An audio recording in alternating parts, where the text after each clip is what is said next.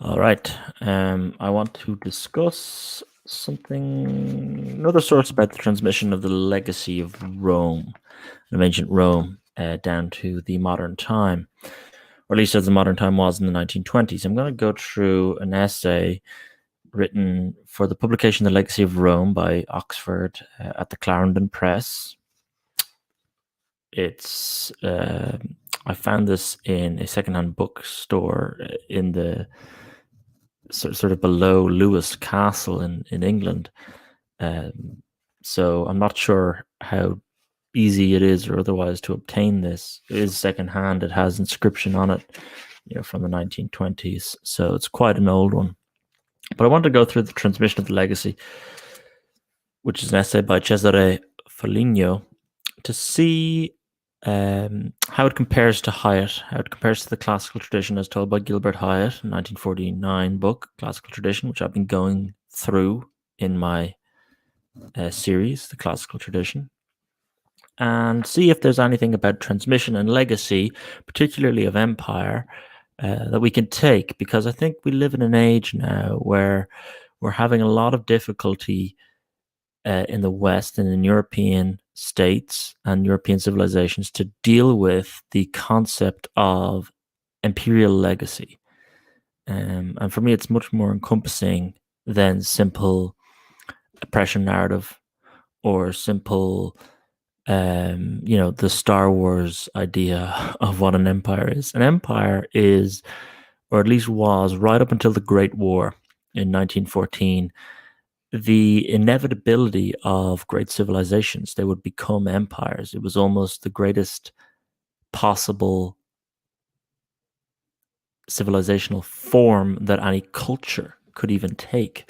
So wrapped up in the whole idea of imperialism before that is simply the cultivation of your civilization, and that it's worthy to be there among the pantheon of greats such as Greece, such as Rome, etc. So this is written 1920s, so we're in the aftermath of the First World War. So I'm just going to see the flavors, and let's just see if there's anything to take from today, or if there's any interesting notes to take in comparative to Gilbert Highet. So we'll start.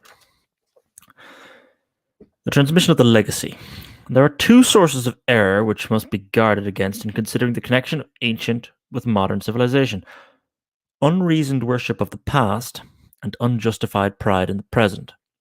So I think that still holds.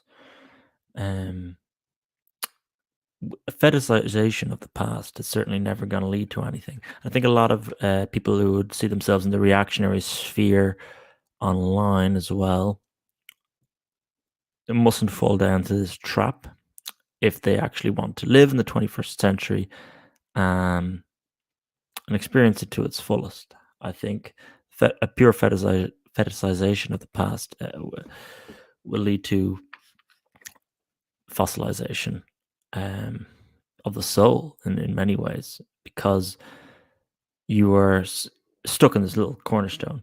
But then also Cesare comes in with the counterbalance to that, right? So the scale has to be balanced, and the counterbalance is you can't have an unjustified pride in the present.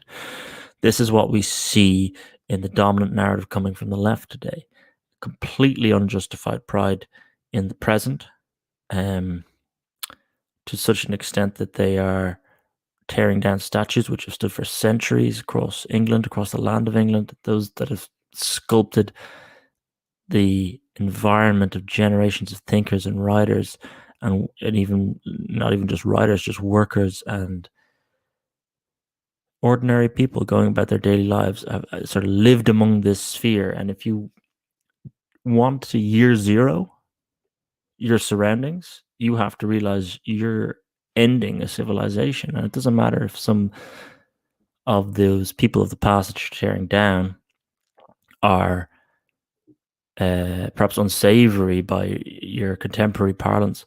The pride you have in your contemporary values, which they themselves can comfortably be flawed, and the flaws of your own moral virtue, your contemporary moral virtue, can be pointed out. That ravenous pride in the present, such a dangerous force also. So interesting start by Cesare. Continue.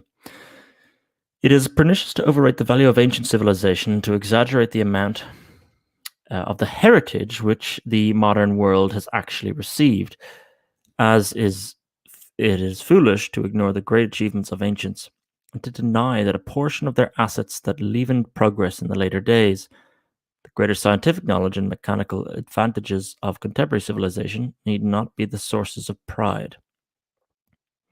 The greater scientific knowledge and mechanical advantages of contemporary civilization need not be the source of pride. So, pride alone in the technological advances of our age shouldn't really be where we stop. It is thus unjust to measure ancient values by modern standards, as to evaluate the legacy of the ancient world by the greatness of the effort which the Greeks and Romans accomplished. The truth is that, apart from modern mechanical progress, the value by which may be questioned a chasm separates the modern from the ancient world. Between these two epochs, there were centuries of rapid decadence, of inactivity and progress, and often enough, this gap is not studied or explained, but bridged by a superficial statement as the Middle Ages began with the fall of the Western Empire and were succeeded by the modern era. Sometimes, instead of the non-committal words Middle Ages, one finds the more emphatic and misleading expression, the Dark Age. Okay, so there's kind of a difference between Highet and Cesare. Cesare really seems to take umbrage with the terminology of the Middle and Dark Ages, particularly the Dark Age. We see this in the Penguin history. I believe it's by Wilson, who does the Dark Age as part of the Penguin History of Europe series. But in it, he is of that stressing vein that the Dark Ages were not actually that dark, or how dark were the Dark Ages, etc. So Cesare would agree with that, but I think the truth of what he's getting at is your model isn't perfect, right? Dark Age, Middle Age, modern. That three-step progress is not perfect, and that's true. But I think Highet realizes the imperfections of it. But what he takes from it of value is the idea that it's a building block, right? So if I look at the foundations of a house, I'm not going to be able to live in that, but I'm not going to be able to see it when I live in it, so to speak. But it's absolutely pivotal in the construction of a genuine framework. And so that's why I think the ancient, medieval, modern framework still works. You just have to acknowledge it as something fundamental. But we tend to see what is fundamental and what is base as vulgar, and thus try and avoid it altogether in certain aspects of the humanities. And this actually just leads to confusion. You need to build out from your basic building blocks, right? Not to dismantle them. One wonders, says Cesare, what these medieval centuries are thought to have been, perhaps a period of continuous gloom through which timid individuals groped senselessly and were attacked at each turning by ferocious giants, ready for every violence, murder, destruction, rape.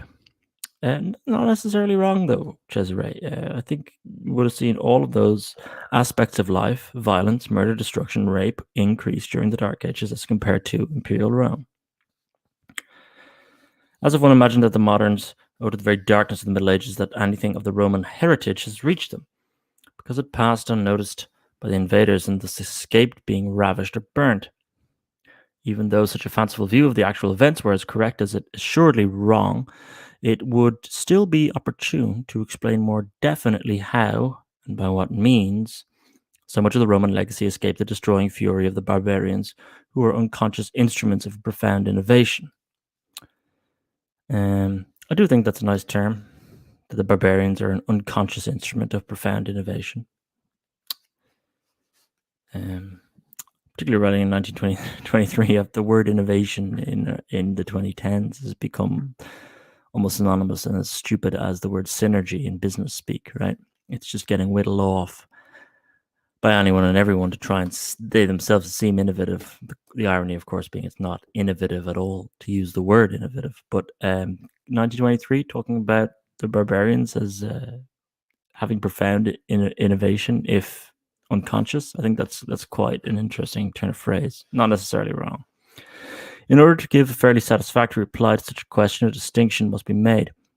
One part of the legacy reached the modern world by a natural process handed down from the people to people and from one generation to another through the traditions which could not be rooted out, through legends, customs, intellectual outlooks, rough elaborations of artistic conceptions.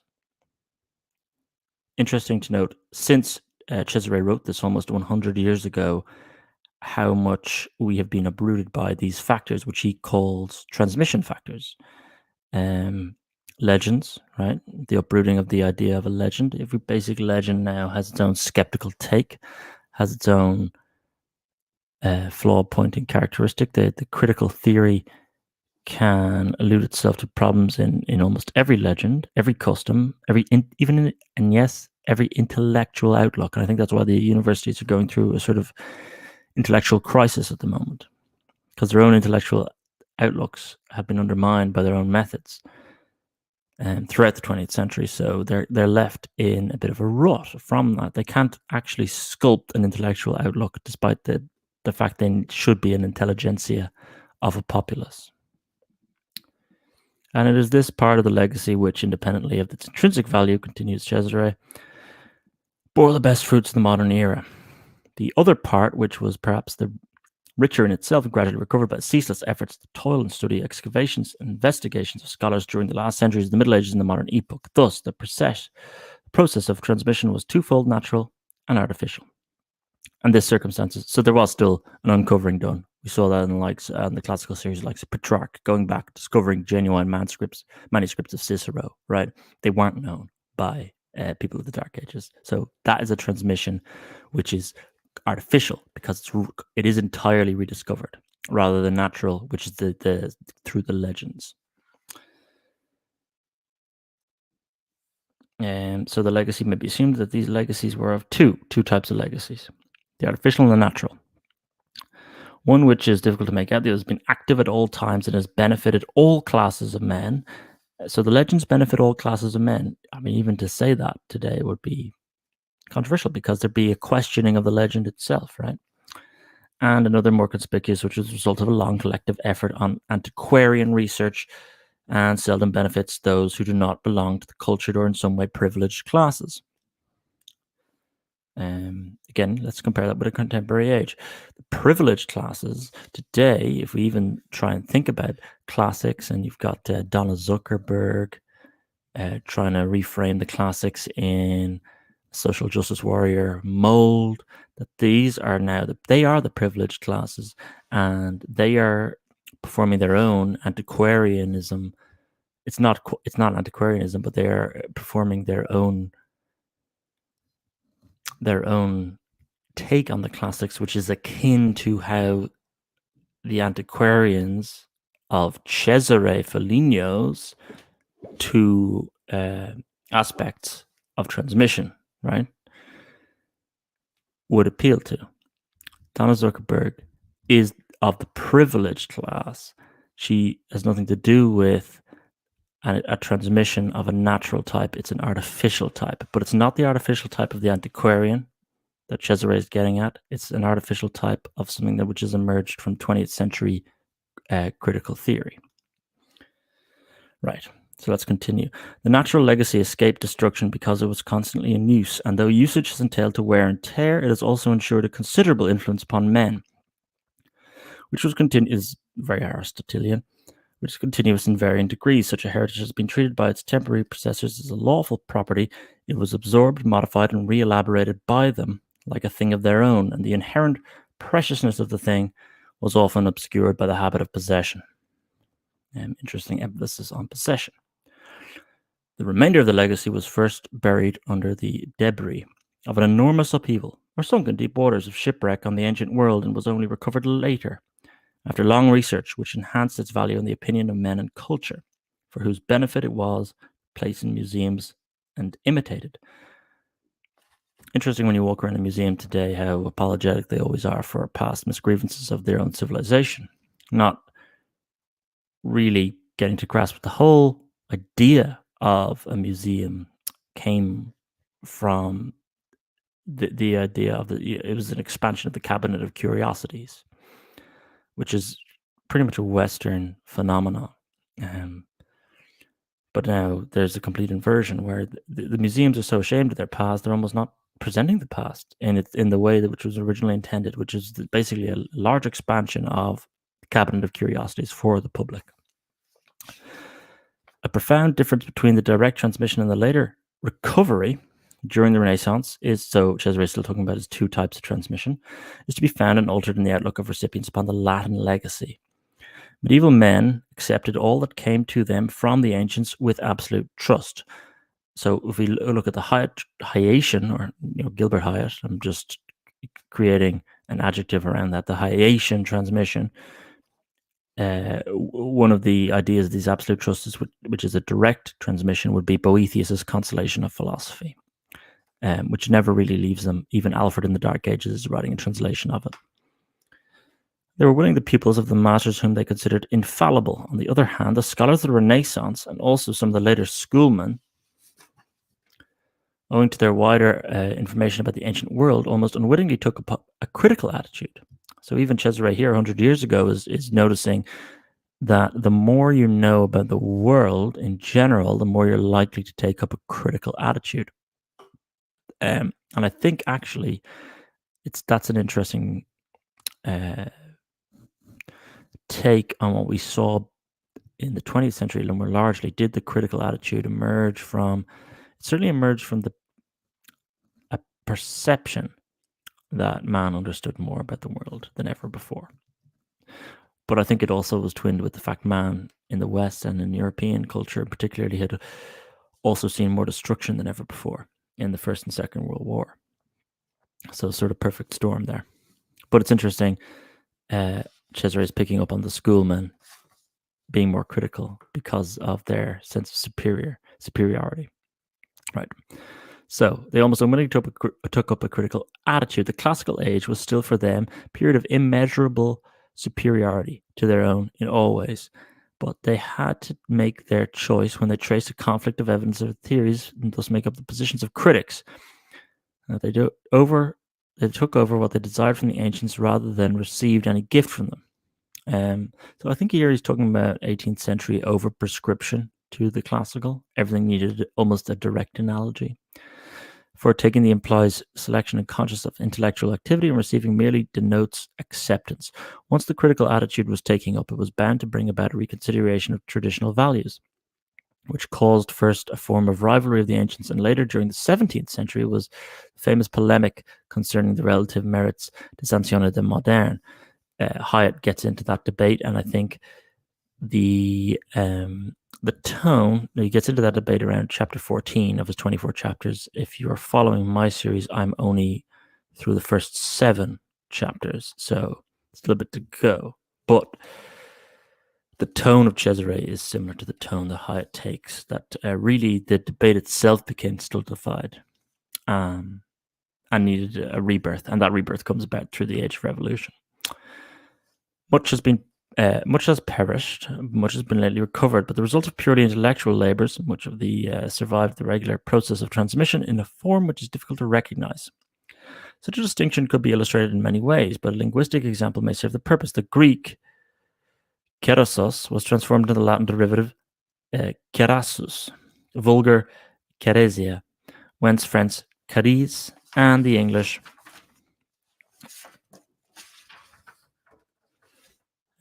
cherry. So by the time you're in the French, perhaps it should be a cherise. The soft C coming in. A full and legitimate heritage, and on the other hand, ecclesiastic, is a purely learned word. No doubt at all, words, whether they come from popular source or whether they've been imported into language through literature in more or less ancient days, are legal tender. But the former have been completely anglicized, and the latter are still recognizable by an alien or bookish flavor, which renders them less easily acceptable. So basically an etymological example of his natural versus artificial transmission. One might say that the Roman influence, which was, at least in part, instinctive and unconscious, has become in the course of the centuries conscious and intellectual. And this is true not only of all the modern civilized people, though in varying degrees. Easy material and intellectual communication between peoples in peacetime, no less than frequent wars, which generally end in the victors borrowing the moral and intellectual outlook of the vanquished. This is a classic behavior that the Romans themselves portrayed. Think of the Romans becoming Greek. Think of Alexander becoming Persian. Think of the Mongols becoming Chinese. Have so welded the different nations with one another that one cannot nowadays speak of substantial diversities of culture between people and people. Interesting. Publication of 1923 already talking about how all talk of diversity between cultures is becoming superficial. Yet now the claptrap remains, even though it's more superficial than ever. It is just a matter of shades and degrees, and there is a profound reason for it. The foundations of modern civilization are common to all people. They're mainly Roman Greek, under certain aspects, and scientific. Common foundations do not imply identity, but a kinship which cannot be denied. It's just a form of religion which is practiced by peoples of different races, cannot avoid being influenced or slightly modified in its expression by the habits or thought peculiar to each race, but remains identical in its substance. Thus, Christianity, which spread originally in Western Europe through Rome, has remained unaltered in its main lines, but has necessarily fallen under the influence of religious traditions of several races. And it would not be difficult to discover traces of cults, which have disappeared long ago from the minute forms of religious cult and ritual, but they are in practice in several countries. Think of how different a Mexican Catholic is from an Austrian Catholic. In Italy, where Roman traditions were naturally strongest, Christianity has seldom been rent by doctrinal dissensions. Thus, this is Italian writing this as well. It's just interesting to note that. Thus, the following tradition of Roman religiousness, which was characteristically tolerant of alien beliefs and is prone to reviving of ancient myths by the traditional worship of saints and by more or less superstitious practices.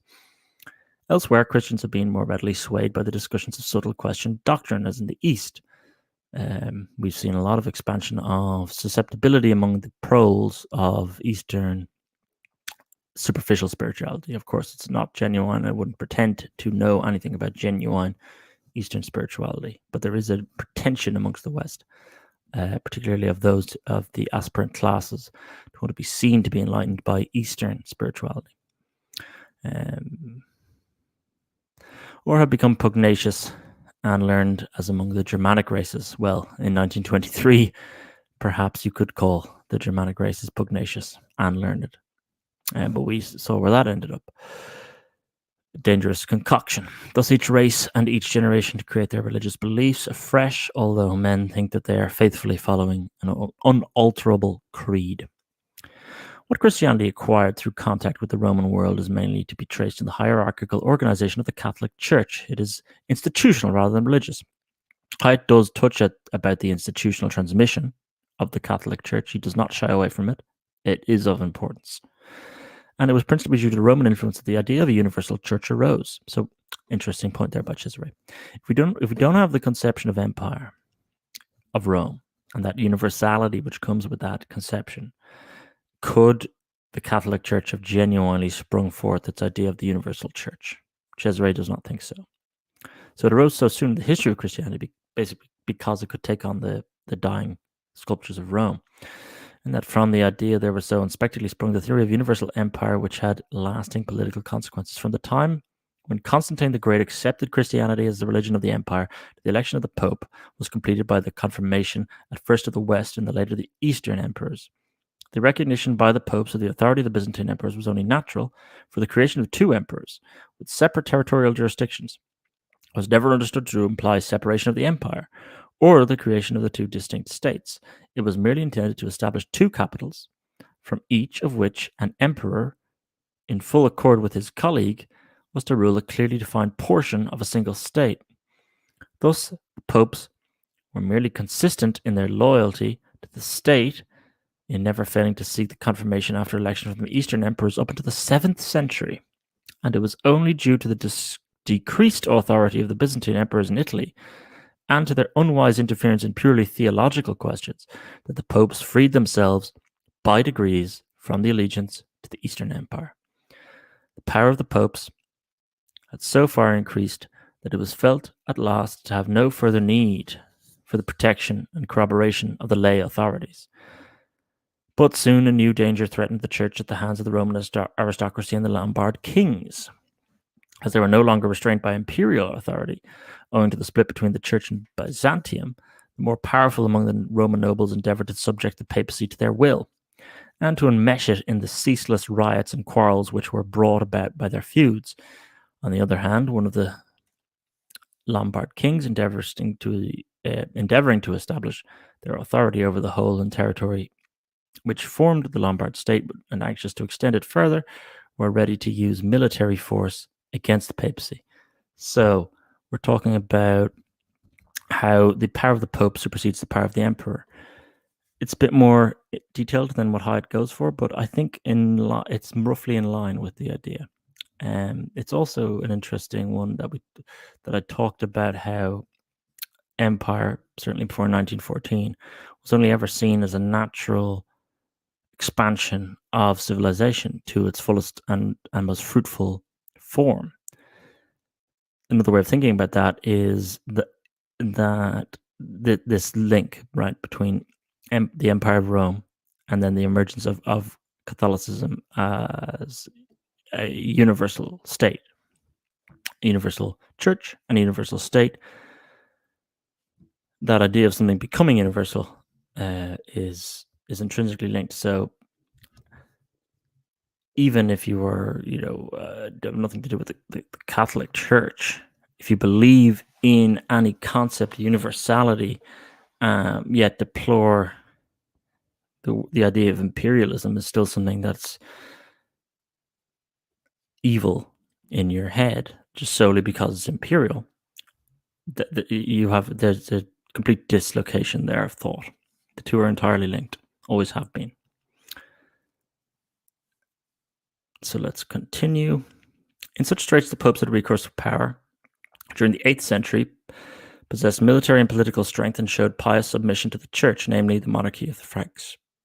Thus they appealed first to Pepin and later to Charlemagne, and secured from them the legal recognition of temporal dominion in the Duchy of Rome and a complete liberation from the Lombard menace.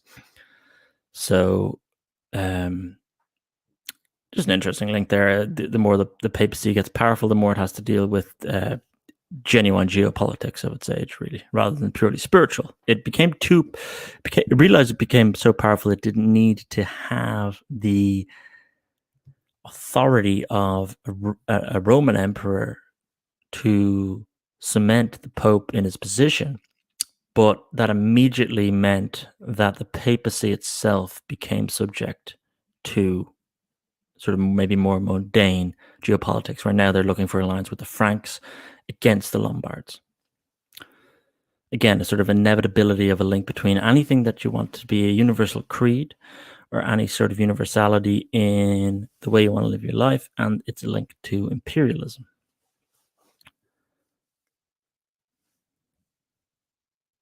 Charlemagne swept away the Lombard monarchy and added to the territory to the vast lands over which he was already ruling. Pope Leo III, almost without warning, bestowed the imperial crown upon the king of the Franks, who had gone to Rome to celebrate his victories.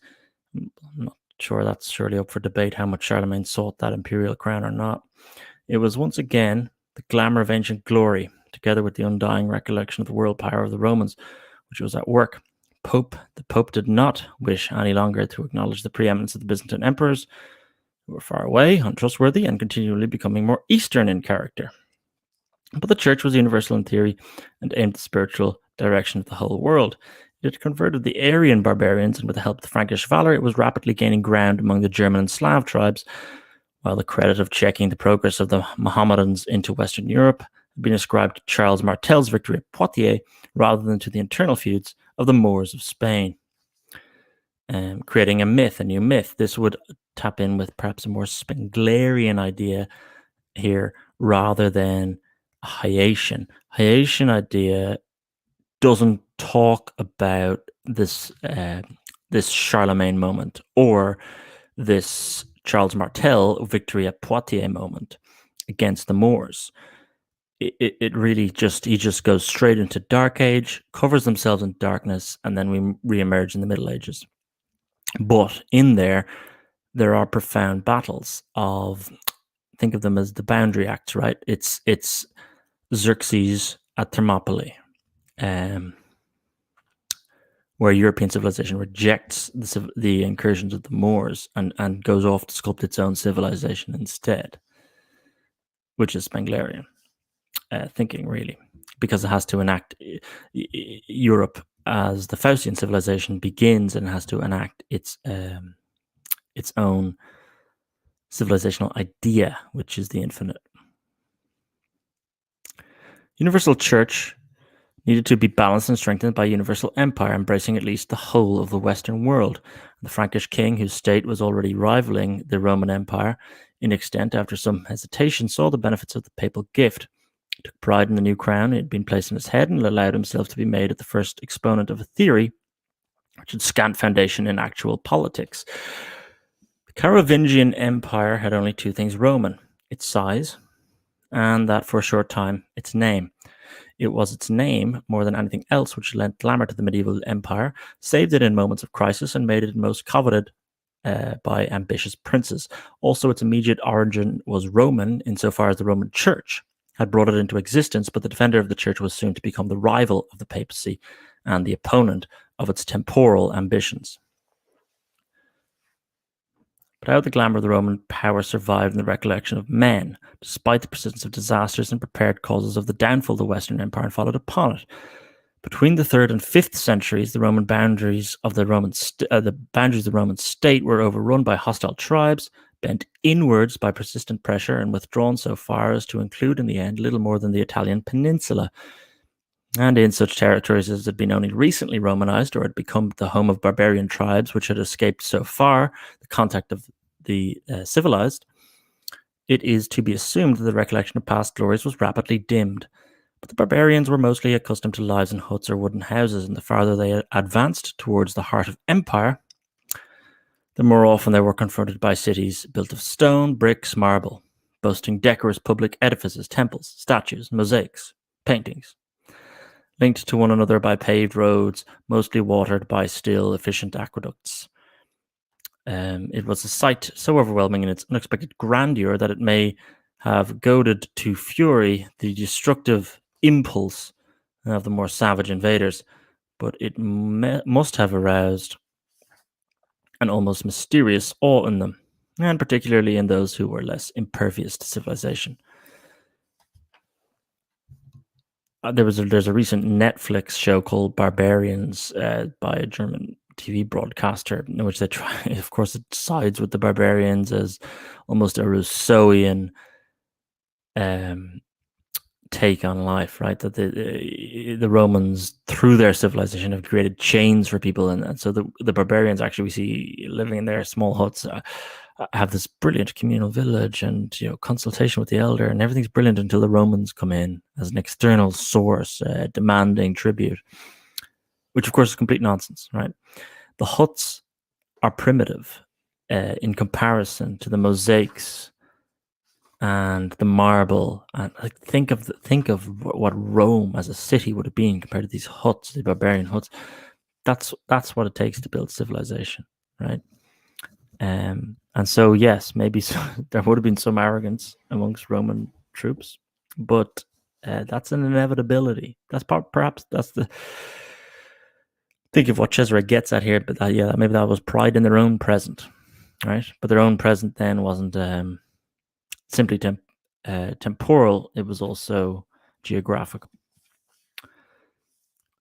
The vanquished Romans may have struck them as weak and unwarlike. So this is the actual decay of Rome as the barbarians are then making incursions. They came in and saw these amazing buildings, this amazing engineering, this amazing art, but the people inhabiting those buildings seemed so unwarlike, so fragile, so timid. After the occupation, the cities must have looked forsaken, as if they were conglomerations of sparsely inhabited edifices too, which were often crumbling into ruins. Every object of gold, silver, or bronze was stolen, so only knew how to steal.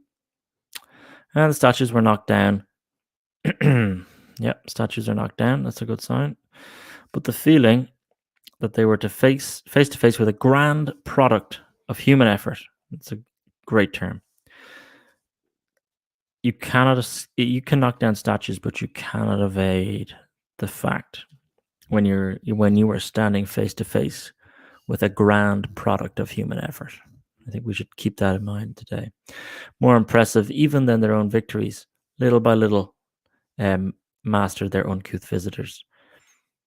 They could not suddenly change their methods of living, but they did proceed to inhabit those houses and those walls. And they emptied of dwellers. They found the change so pleasant that they were soon busy erecting stone buildings of their own, or rather having them erected. And there's just an interesting passage here which I might conclude. The beginning of the transmission, it does go on for a bit, but I might break this into parts. Let's just conclude this then with the last few paragraphs here, which I've highlighted from Cesare's essay.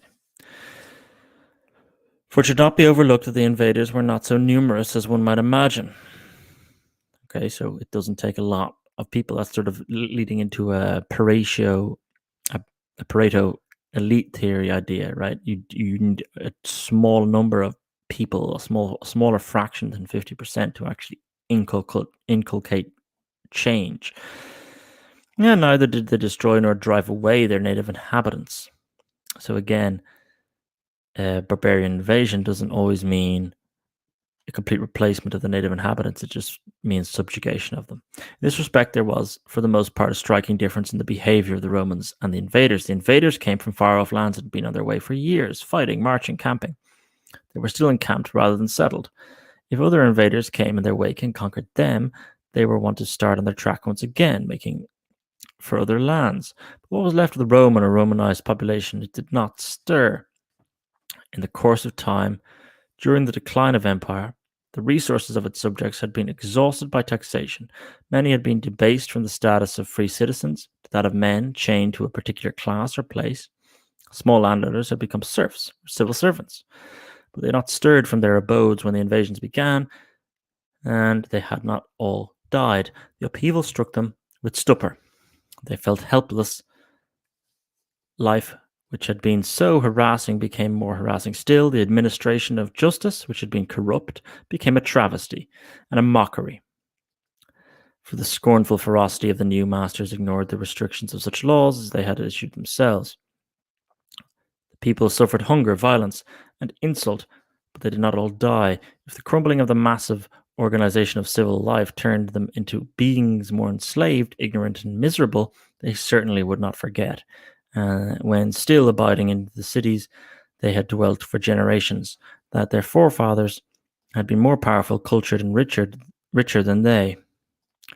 If the invaders despised them as cowards, they in their turn scorned the invaders as savages. Irreconcilable difference there. If you call me coward, I call you savage. The recollection of their own past glories became a refuge and a comfort. And this is the danger of the fossilization of the past or the overindulgence of the past, right? Your own past glories become a comfort for your current failings. And this is a source of immense strength and vitality. The more they suffered in the darkness of the present, the more light was reflected upon the past. Recollections under such circumstances could not be turned into history, but materialized into legends, and were the more enduring for it. So Cesare has talked about how the natural transmission kind of began there. The period of recurrent invasions occupied more than 3 centuries, but the waves were intermittent and did not everywhere last so long. In many countries, they ceased sooner and stability was more readily reached. Celts, Britons, Angles, Jutes, Saxons, Normans settled in Britain one after the other, and legends of different races became stratified or intermingled. But no account of fighting and no ferocity of domination succeeded in completely obliterating the recollections of the successive stages. That's an interesting point, right?